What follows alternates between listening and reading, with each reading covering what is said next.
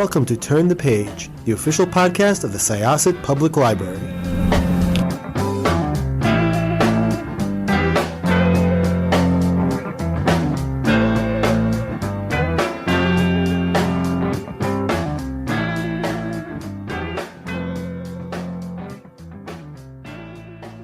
Hello, everybody. This is Evelyn Hershkowitz, Reader's Services Librarian.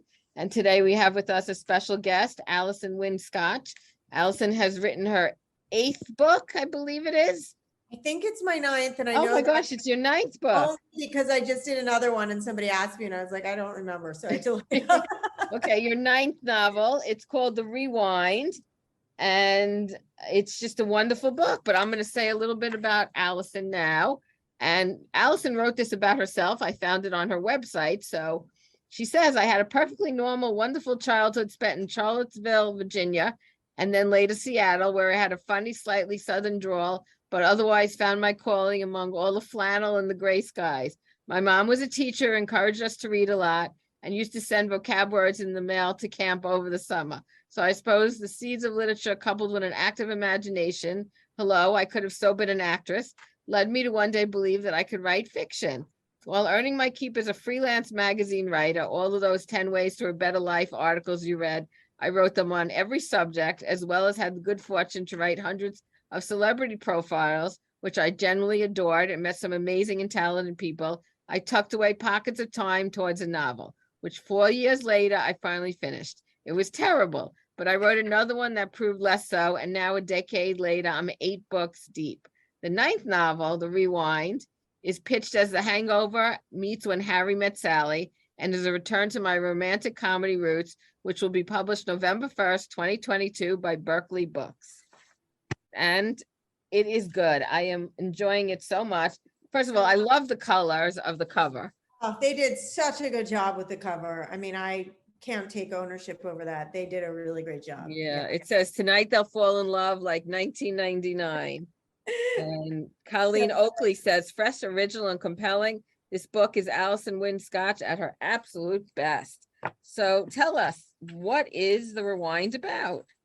So The Rewind is exactly what you just read. We pitched it as The Hangover meets When Harry Met Sally. And so it's about 2 exes who broke up a decade ago quite acrimoniously and are back on their college campus for a friend's wedding, and they wake up in bed together the next morning, possibly having gotten married, remembering nothing that happened the night before.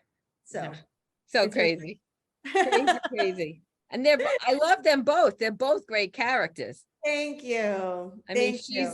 She's a up and coming music manager, I guess you could say. Correct. Yeah. And he went to law school. He's a lawyer, but he never took the bar.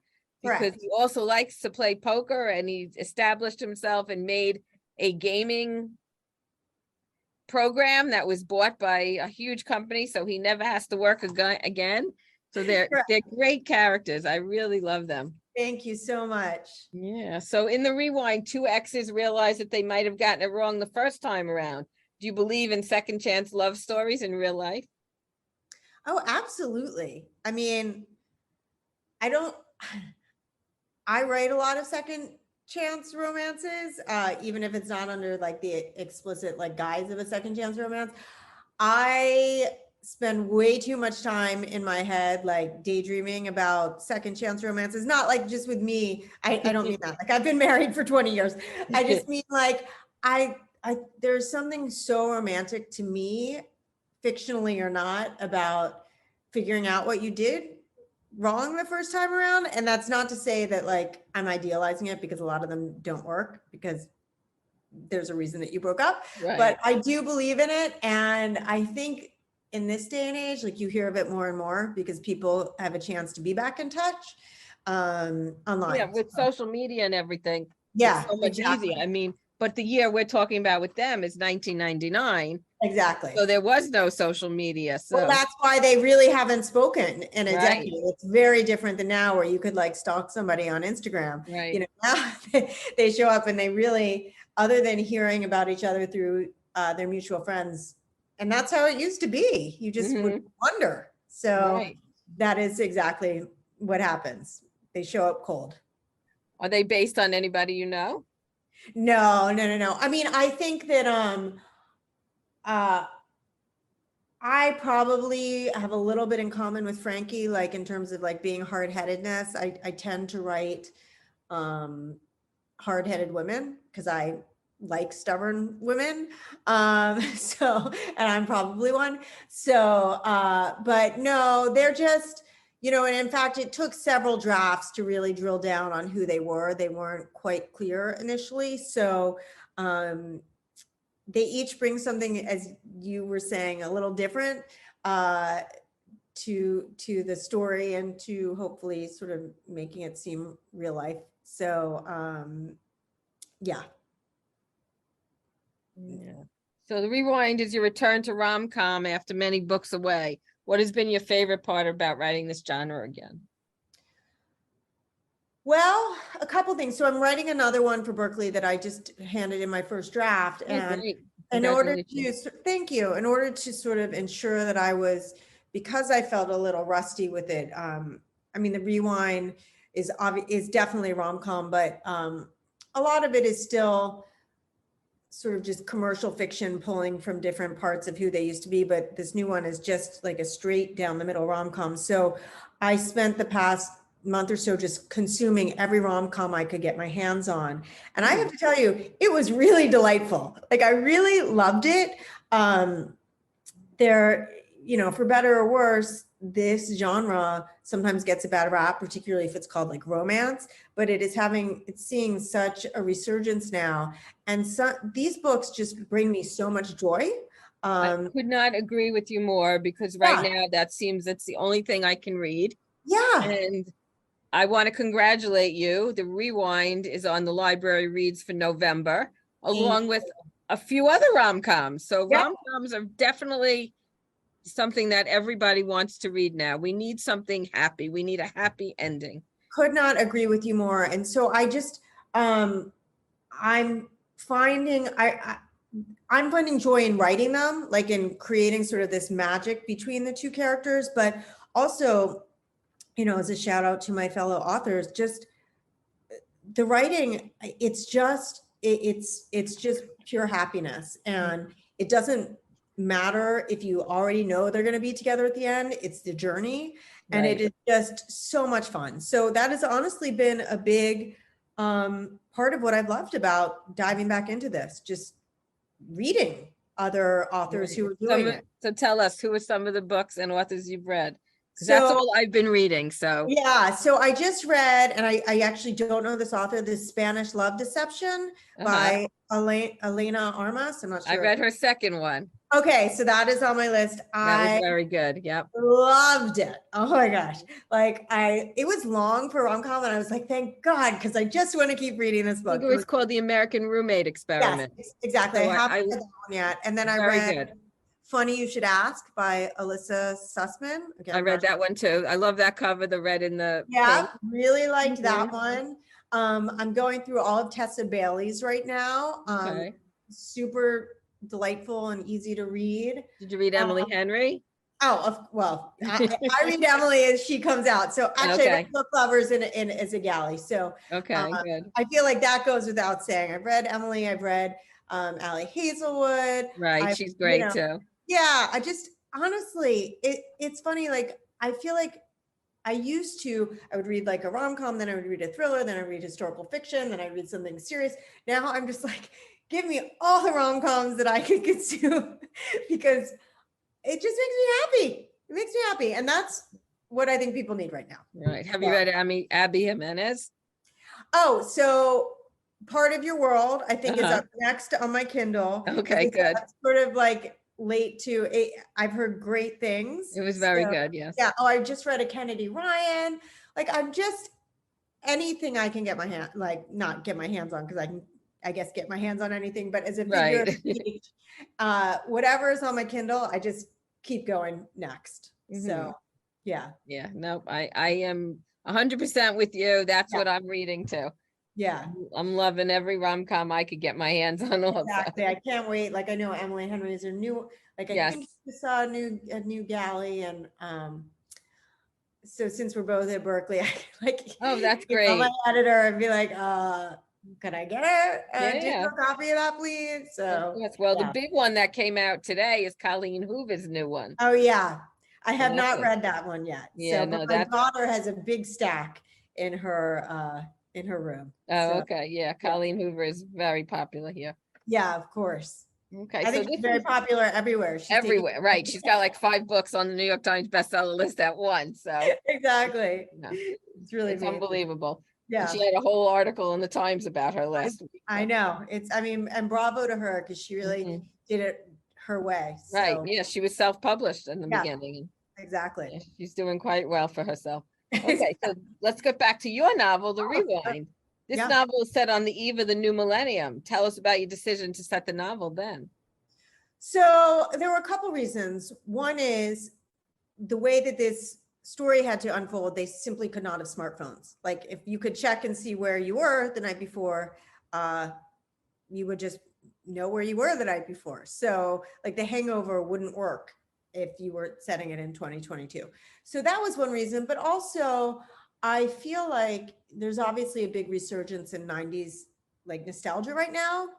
And I think it is because it was sort of just at the cusp of the internet. It certainly was before social media, sort of before like our country was so divisive or divided. And I just feel like it was a happier time for a lot of people, whether it really was or not, but in our minds, we think of it as just a simpler, easier time. So I just wanted to set it there. I didn't want to deal with the current landscape. Like I didn't want to have to fold things in. And in fact, in my new one, I even asked my editor, I was like, can I just not acknowledge COVID? Like, I just don't want it, like, we want to break from that. So the 90s worked for a variety of reasons. And then, because it takes place sort of in 3 timelines, like when they were in college in the late 80s, the night before, and then the New Year's Eve of 1999, I also got to have fun in the 80s. A lot of the book revolves around music and like 80s and 90s music for those of us who are Gen X or like, late millennials. Like that is some seminal music. So that was really fun to dive into as well. So what are some of your favorite, because she is a music manager, what are some of your favorite music from the 80s and the 90s? Well, a lot of it, so growing up, Madonna was like everywhere, but I was a Cyndi Lauper girl, which I was always really proud of. Like, everybody was doing the Madonna thing. And I was like, no, I want to do like a checkerboard on the side of my head, like orange. Oh my gosh. My poor parent, I did not do it. My mom was like, I'm drawing the line. You're not dyeing your hair orange with a checkerboard. Right. But like I had her poster up. She, for me, I mean, I really love any sort of 80s music, but she was so sort of emblematic for me of somebody who marched to the beat of her own drum. And to this day, I love her. Like I read her memoir and she did Kinky Boots, and she just still continues to sort of be a unique trailblazer. So I might not have the hair, but I like to think that maybe her spirit is a little bit in me. So, but I love the Go-Go's. Right. I mean, that whole, I mean, and I liked Madonna, don't get me wrong, but all of their contemporaries are my childhood jams. Right. Yep. No, good music. Definitely. Yeah, I think Corey Hart and Chicago were my first concerts. So okay. Okay. Yeah. Okay. So this story is told from both Ezra's and Frankie's perspectives. Was one more perspective more challenging to write than the other? They were both challenging, but for different reasons. I think Frankie started off as really unlikable. As I said, I sort of tend to write hard-headed women, and I had to peel her back to sort of get more to her vulnerability, which emerges as the book goes on.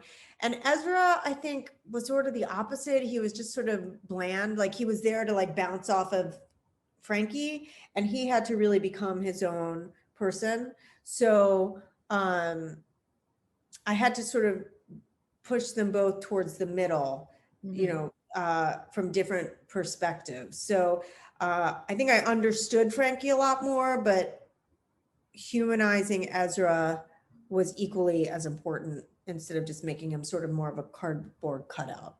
Are you a planner or opposed? I am Do you not have a an outline? planner.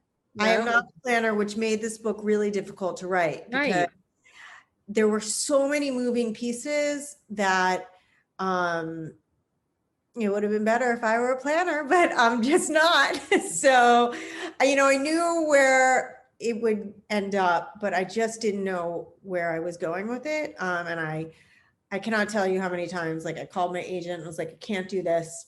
And that's not really me. Like, when I write, like, I'm usually like, fine, I'm just going to continue forward. And I was like, just please, we hadn't sold it yet. I was like, please just sell it on 100 pages. I need an editor. I can't do this. I don't want to write this. And she forced me to, and that's why she's my agent.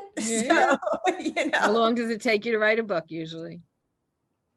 I would say a first draft is 4 to 6 months, but like that can be a really rough first draft. So the one that I just finished, the first draft, took me about that, but I rewrote. When I say it was the first draft, it was really like the fourth draft. So, I sort of, it's like a recipe, like I tinker as I go along and I try to figure it out. So, 6 months probably, but then, it goes through a couple heavy overhauls by Right. the time it comes out. Right. So Yeah. do you feel that this being your 9th book, that you've changed in any way your writing style or your writing process or? Gosh, wouldn't it be great if I said, yeah, I've learned so much. I was just saying to somebody else that I feel like the learning curve in this job is quite steep at first, but it keeps going. Like it's not to say I know how to write a book now. I know I will get to the end, so I have that confidence. But because I don't plan, I just sit down and I write. There's always that question mark of like, is this going to go as I planned? And I think what's changed is even if I don't know what I'm actually doing, I know that I know enough to know what I'm doing. But every book is a challenge in its own way. This one was challenging because as I said, there were so many moving pieces that it was just difficult to figure out, like a puzzle, like where they were all going to go and how I was going to do that. But I was fortunate. I think if this had been my second book, I don't think I could have done it. But because I did have the hindsight of like, okay, I've written hard things before, I'm going to be able to get there. And I, had to listen to my agent being like, you have to write it. So, yeah. So I wish I could say that I had better patterns or better habits, but I just don't. So do you have a certain time that you write every day? So when I'm writing, I try to write first thing in the morning because I'm sure you've spoken to a lot of writers. I will put it off and like the dread just builds in me of having to sit down and write. So,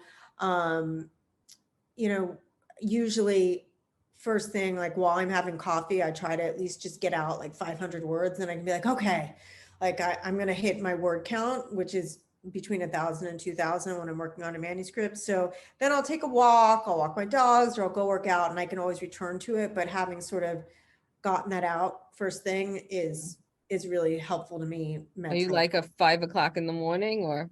Oh God, no. Okay. In fact, it's a joke in our house. Like, no, if I did not have things that I had to be up for, I would be up, like I'd stay up till like 2 or 3 in the morning and wake up at 10. But no, I'm up at like 7:30, like 8, like a normal time.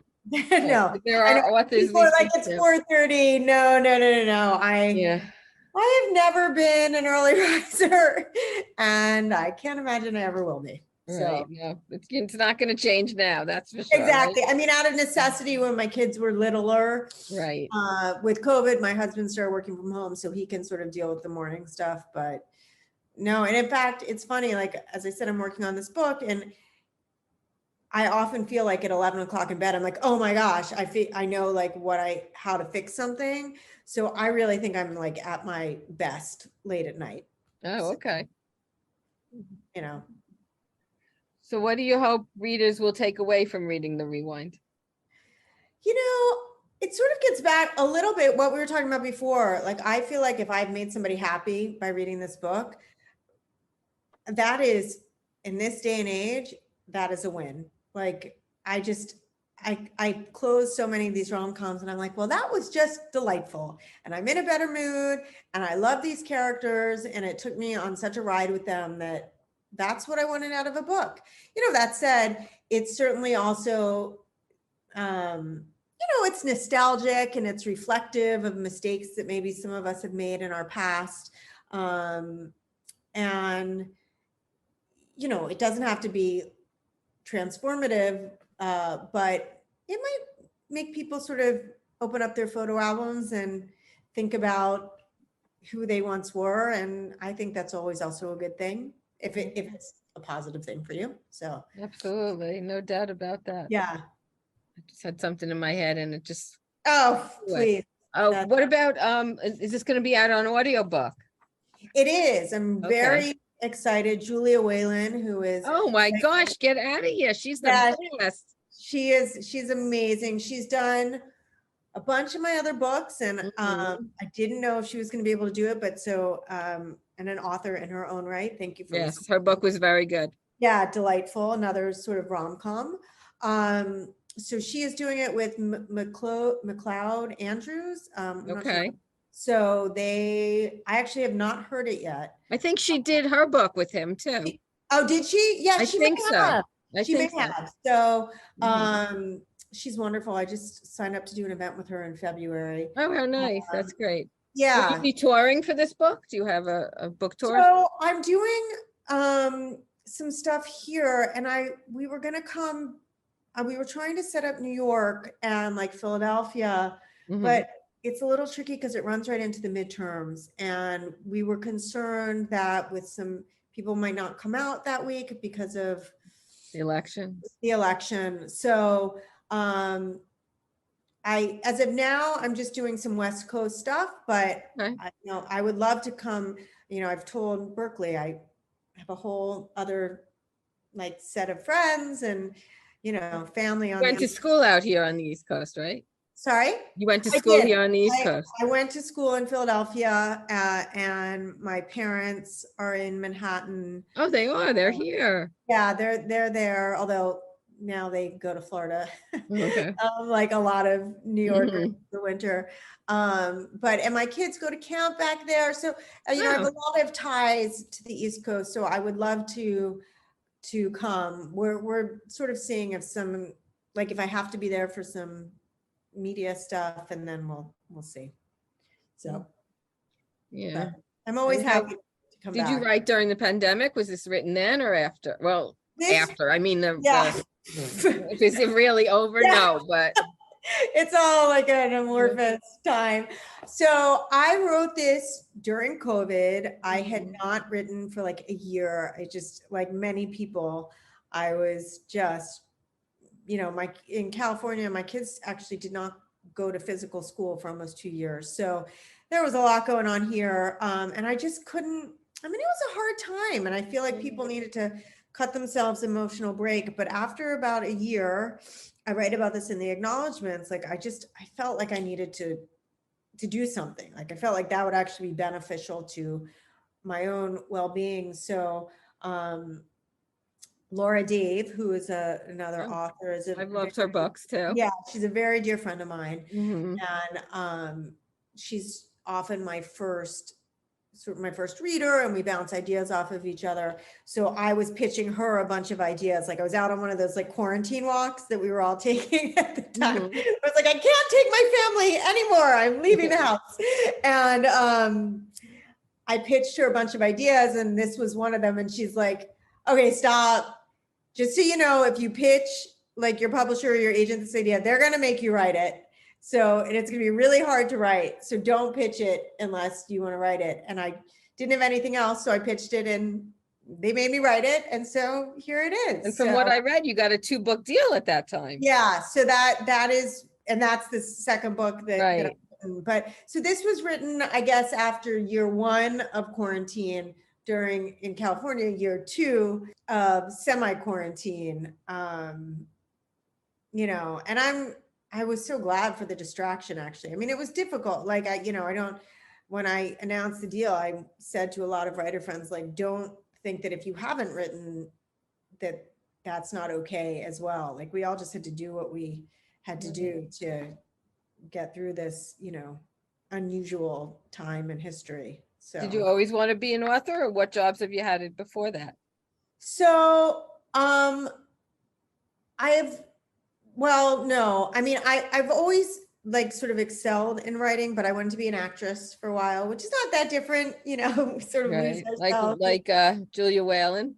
Yeah, exactly. So she was the actress, and now, well, I guess now she does both because she's certainly acting when she reads. Right. But from college, I went into PR and I hated it, but I got to write, and then I was lucky enough to sort of segue to magazine writing. So I really made a living in as a freelance magazine writer for a bunch of years while I was tinkering with a novel that you mentioned in the intro that didn't sell. Thank goodness, it was really bad. But so that was sort of the path. I think I've always sort of done all my jobs. I mean, other than like in high school when I worked at like a sporting goods store, but they've all sort of been creative in a way. But again, like I went to college in the 90s, like there wasn't the internet. Like, how did you become a writer? It was just so insane that anybody could succeed at this professionally. So I got an office job, not real. I shouldn't say that. I got a real job. I got an office job after college, and then it just was not for me. So well, we're so glad that you are writing, because your books are so enjoyable. Thank you. And I thank you so much for being here on the Turn the Page podcast. Oh, it's my pleasure. I love libraries. I'm thank you. I'm so glad. I'm glad. Thank you so much. Yeah, thank you for having me. It was our pleasure speaking with you. And I'm going to close this chapter of Turn the Page. And we were just speaking with Allison Winn Scotch. Thank you so much, Allison. I really appreciate it. It was my pleasure. It's time to close this chapter of Turn the Page. Join us for the next episode.